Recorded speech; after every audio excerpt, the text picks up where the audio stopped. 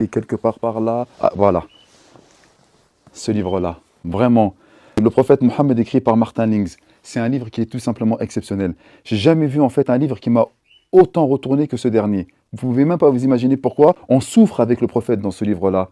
On vit avec le prophète. On éprouve de la joie avec le prophète. On ressent les émotions du prophète sallallahu alayhi wa sallam. Et combien de larmes on a lâchées dans ce livre-là, c'est pas possible. Le prophète Muhammad, sa vie d'après les sources les plus anciennes de Martin Lings. L'homme lui dit « Voici ta femme, retire-lui donc son voile ». Le prophète souleva le pan de soie et découvrit Aïcha. Celle-ci, cependant, n'avait que 6 ans alors que lui-même avait dépassé la cinquantaine.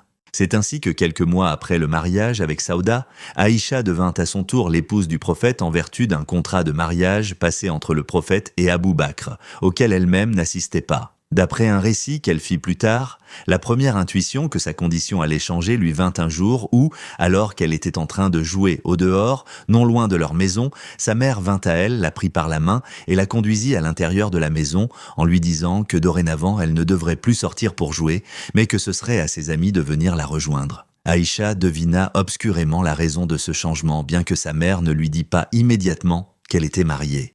Vraiment, je ne peux que le dire, rahimahullah ta'ala, il a fait quelque chose d'exceptionnel. Et pour quelqu'un qui veut relire encore une nouvelle fois la vie du prophète, mais sous un autre angle, il faut l'avoir à la maison celui-là, c'est pas possible autrement.